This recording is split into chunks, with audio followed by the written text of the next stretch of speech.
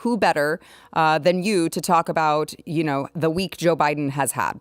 It's been an interesting one. Couldn't you say that about the previous weeks of Joe Biden's presidency, though? Yes, all of them have been adventurous. It's like, for a guy who's incredibly boring, asleep, and incoherent, you'd think it would be boring and dull, right? Yeah. Like, you'd think it would just be a dull time watching it, but it's not. It's actually quite exciting because, you ever get on like a roller coaster where you feel like you're not exactly sure if it's going to stay on the tracks?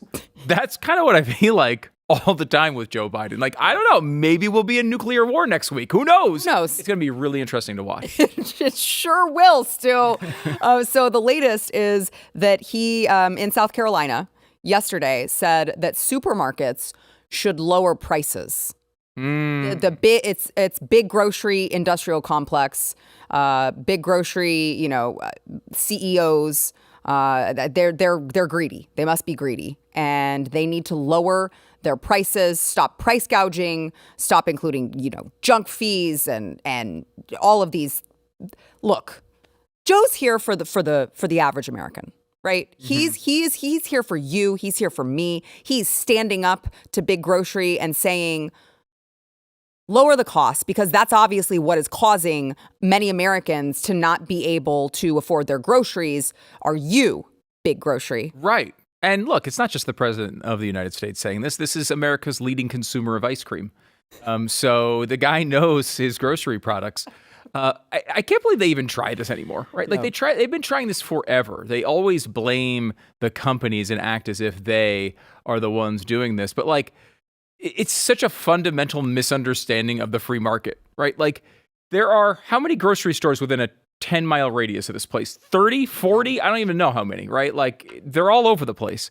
If one comes in and they are like, well, look, everyone is charging 20% more because they're gouging. Well, let's just charge 10% more.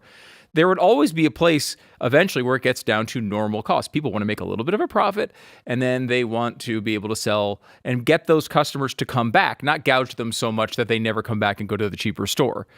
That's how the market works, Sarah. This is something you'd think a 1,000-year-old man would know, but he doesn't know it. And this is also sort of a fundamental thing that Democrats are doing right now as we go towards the election, which is like, take a problem that they obviously caused and come up with some harebrained explanation for it, right? Like, you have, obviously this is inflation, right? It's caused by a multitude of things, spending over a long period of time, but government spending mostly juiced by Joe Biden, right? Mm-hmm. Like, we know that. We know the supply chain issues have factored into it a little bit, but it's largely because of that. And what do they say? It's price gouging. Right. Every Walgreens in America in a major city is closed, basically, at this point, right? Yeah. And they all say, gosh, there's a lot of crime around here, and the crime seems to get worse when you don't punish the people who are committing it. I don't know how, that's a crazy line. And then they're like, no, actually, it's the racism of the stores. The stores are racist, and they don't want to be open in these communities, so they're closing. I'm glad that you brought that up about big grocery, because that is something that needs to be brought up. Is there not just their greed, but their racism? Right. There's some homophobia or transphobia mixed into this. Definitely. These are all the basic things, and I get that. Like, it's hard, right? It's hard to run a campaign when you've failed. Right? Like, it's difficult. Like, Jimmy Carter tried to run for re-election. It was hard. Right. Like, I'm not trying to say this is like some easy thing where they could be like, oh, well, actually, let's just do X, Y, and Z, which is totally against our belief system, giving power back to the people. They don't want that to happen. So how do you run a campaign for presidency when the one thing you can't do is the thing that would work? It's hard. It's a really tough task. I mean, the border is another example of this, right? Yeah. Like, they don't control the border. They don't control the border. And then he has to come out and just be like, I'm actually super tough on the border. The Republicans won't let me be tough on the border. It's like what? Bonkers. What human being on earth could possibly believe such a thing? But they expect them to. They do, and I don't think that they're, like, by and large, the average Democrat is going to believe it. But there is going to be a subset of them that's going to say, well, that's what they said. Yeah, that's true. Republicans refuse to compromise on a deal. It's like, well, I mean, maybe because that deal is like, hey, don't worry, we'll cap it at 5,000 illegals per day, and also give us more of your money to shift around Border Patrol so that they can. not enforce the border, but just process all of these people into the interior of the country. This little asterisk on this, why Republicans might not like that border compromise. But yeah, I mean, like think about this. We're getting about 300,000 people a month crossing the border right now. And like, yes, first 150,000 would be an improvement over 300,000. There's no doubt about it. No president in history has ever had 300,000. Like when it was Trump and even when it was Obama, you were talking about 50,000, 40,000 a day or a month. Now it's 300,000. Well, 150,000 sounds better, but like there's so many qualifications on that. You're also admitting that you have the ability to just close the freaking border.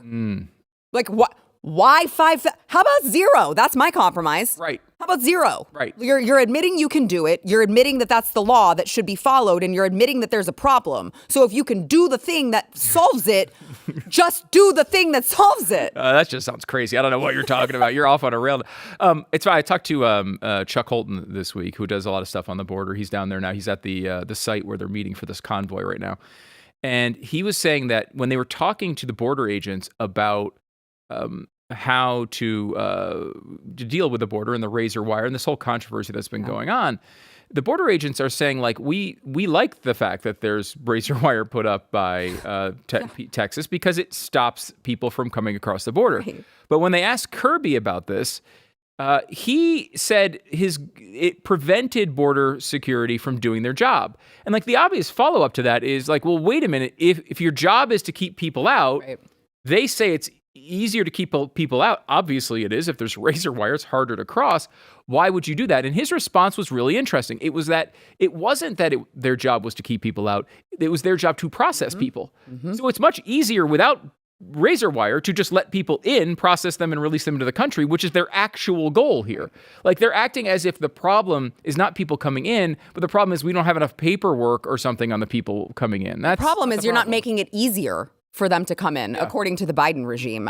So one more thing on Joe Biden. So I want you to help me work out if this is intentional, if this is Joe Biden just intentionally lying, or if he is just this far gone, because he's done it numerous times. He did it again over the weekend. He was calling a family of one of the soldiers killed in the Jordan attack, which, of course, you know, we could get into. I'm going to go ahead and table that conversation for his disastrous response from Iran. But he was talking to this mom, and he again said that he understood what she was going through because his son, Bo, died during his service. Watch. There's nothing anybody can say or do to ease the pain. I've been there. And by the way, we're promoting her posthumously to sergeant. Oh, wow. That is the best news I've heard today. Thank you so much. You don't know how much that means to us. Oh, well, I tell you what, it means a lot to me. My son spent a year in Iraq. That's how I lost him. That's how I lost him. 1% of all these kids are the ones that... My son spent a year in Iraq. Sergeant Sanders. That's how I lost him. She has the picture I'm looking at, she has such a beautiful smile across of her. Thank you. That's how many times has he done this? Numerous times. Of course, Bo died from cancer. He did not die while he was serving in Iraq. And the president comes out and says this over and over and over again. And he is so far gone. I literally don't know if this is an intentional lie or if he is just so far gone that that's how he remembers it in his dementia-riddled brain. Yeah. I mean, and it could be a little bit of both, right? I mean, that's the scary part. Because, you know, let's just say he did lose Bo in Iraq for a second. This moment is not about him, right? Like this is a moment about someone who's lost their child. And while there is something there to say, okay, well, I've been through something similar. You know, I can understand the pain you're in. Like, there's something there. I guess we kind of all internalize these things, and maybe we bring things up, even though it's really not super appropriate for a president to do that. But then when you add in the fact that he didn't lose his kid in Iraq, it blows your mind. And like.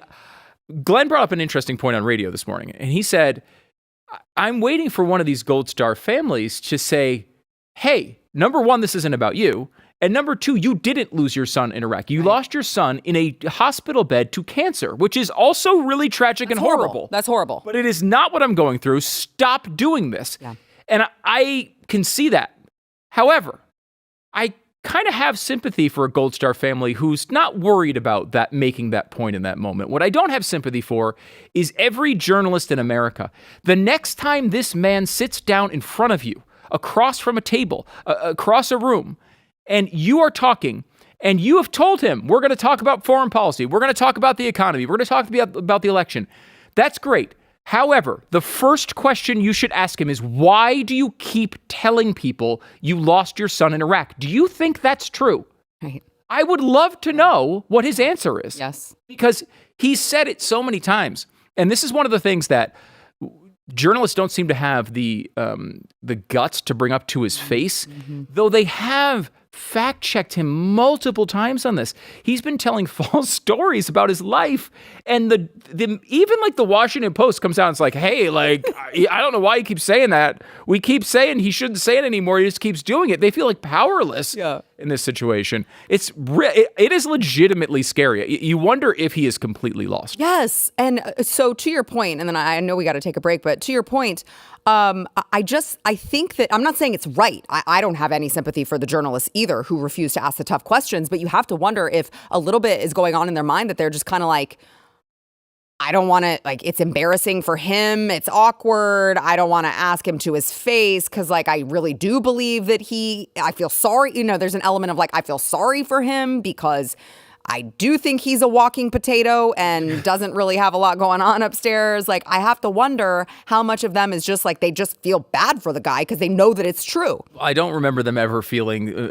worry about embarrassing Donald Trump. That's a great point. They were very clear about that. Now, maybe and I think this is a real position you could take, which is that Donald Trump, while you might find him offensive in some way if you're a journalist, you don't think he's mentally gone. And this is more like a physical, mental problem that can't be solved. But like, the man is the leader of the free world. If that is the case, we absolutely need to know it. You know, the James O'Keefe thing came out this week where, I mean, this is, a mid-level guy, but I mean, there's obviously this idea is true in the White House. They are thinking the same thing we are thinking. Right. Like, we talk about our divisions all the time. We are united on this. They might not say it publicly, but they're thinking the exact same thing we are. Yeah. If you like this clip and you want to see the full episode, click here. And if you want to subscribe to the channel, come on, you know you do. Click here.